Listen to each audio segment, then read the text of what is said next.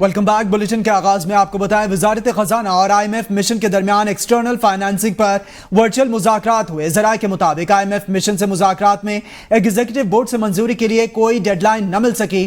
F B are حکام نے بھی ورچوئل مذاکرات میں محصولات شارٹ فال پر بات چیت کی۔ وزارت خزانہ حکام نے آئی ایم ایف مشن کو ایکسٹرنل فائنینسنگ کے اقدامات پر بھی آگاہ کیا ہے۔ آپ کو خبر دے رہے ہیں، اہم معاملہ ہے۔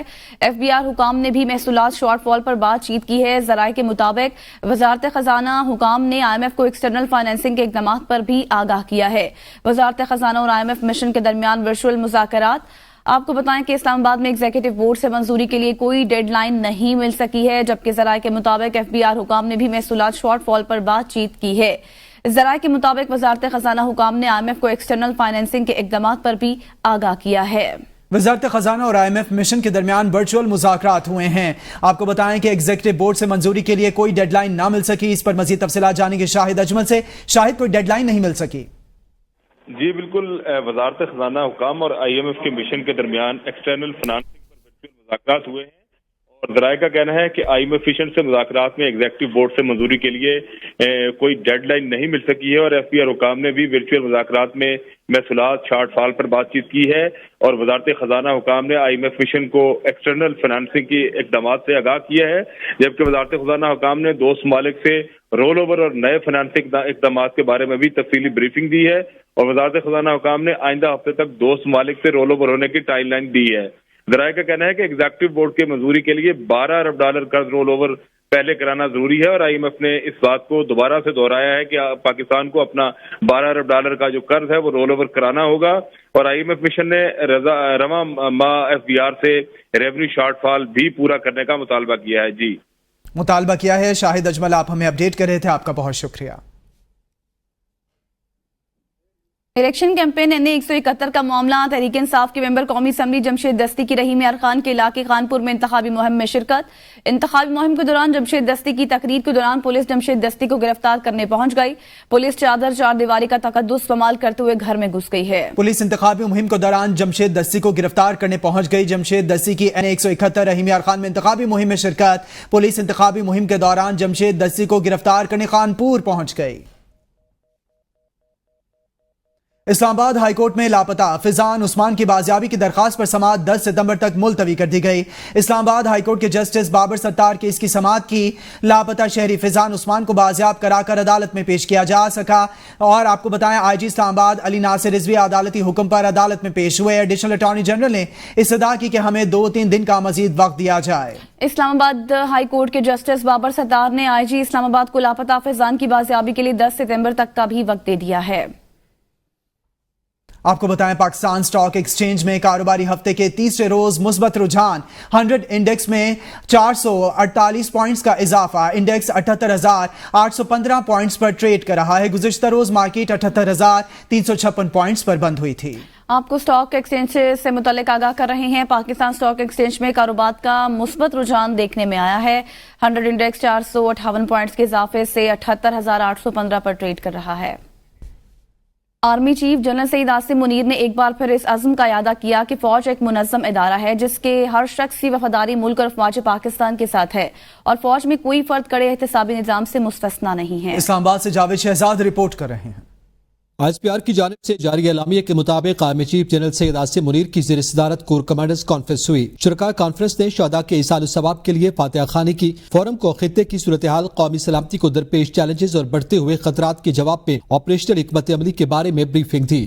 کور کمانڈرز نے اس بات کا اعادہ کیا کہ پاک فوج عوام کی غیر متزلزل حمایت سے انسداد دہشت گردی کے لیے قربانیوں کو رائیگاں نہیں جانے دے گی۔ فورم نے اس بات پر زور دیا کہ فوج ایک منظم ادارہ ہے جس کے ہر فرد کی پیشہ ورانہ مہارت اور وفاداری صرف ریاست اور افواج پاکستان کے ساتھ ہے۔ پاک فوج غیر متزلزل عزم سے ایک مضبوط اور کڑے احتساب کے ذریعے اپنی اقدار کی پاسداری کرتی ہے، جس میں کسی قسم کی جانبداری اور استثناء کی کوئی گنجائش نہیں۔ ISPR اعلامیہ میں کہا گیا کہ کور کمانڈرز کانفرنس میں اس بات کا اعادہ بھی کیا گیا کہ فوج میں موجود کڑے احتسابی نظام پر عمل درآمد ادارے کے استحکام کے لیے لازم ہے، اور کوئی بھی فرد اس عمل سے بالاتر اور مستثنیٰ نہیں ہو سکتا۔ اس موقع پر آرمی چیف نے کہا کہ پاک فوج دہشت گردوں، انتشار پسندوں اور جرائم پیشہ مافیاز کے خلاف حکومت، انتظامیہ اور قانون نافذ کرنے والے اداروں کو جامع تعاون فراہم کرتی رہے گی۔ فورم کا دہشت گرد نیٹ ورکس کی ملی بھگت سے چلنے والی غیر قانونی سرگرمیوں کے خلاف جاری کوششوں پر بھی اطمینان کا اظہار. سخت سائبر سیکیورٹی اقدامات کے ذریعے قومی سائبر سپیس کے تحفظ پر زور دیا گیا. فورم نے پاک فوج کی آپریشنل تیاریوں پر اعتماد اور پیشہ ورانہ مہارت کے حصول میں اعلیٰ معیار کو برقرار رکھنے کا اعادہ کیا. کم بیک ہم خبر دیں آپ کو. گورنر خیبر پختونخوا فیصل کریم کنڈی کا وزیر اعلیٰ علی امین گنڈاپور سے اعتماد کا ووٹ لینے کا مطالبہ. دعویٰ کیا ہے کہ 2/3 اکثریت والے وزیر اعلیٰ خیبر پختونخوا اراکین اسمبلی کا اعتماد کھو چکے ہیں. موجودہ حالات میں عدم اعتماد کی تحریک آ سکتی ہے. بطور گورنر انہیں اسمبلی سے اعتماد کا ووٹ لینے کا بھی کہہ سکتا ہوں. ہمیں بتایا جائے کہ مشیر کیوں بدلے جا رہے ہیں؟ اگر وہ کرپٹ ہیں تو سزا کیوں نہیں دی جاتی؟ صاحب خود موجود تھے پرسوں اپنے حلقے میں جہاں پر لوٹ مار ہو رہا. سنا ہے کہ انہوں نے وہ سی پیک کا روٹ بھی اختیار نہیں کیا اور پنجاب کے ویا پنجاب آ گئے. تو لہٰذا صوبائی حکومت جو ہے وہ ایک تو اپنے صوبے میں امن و امان قائم میں ناکام ہو چکی ہے.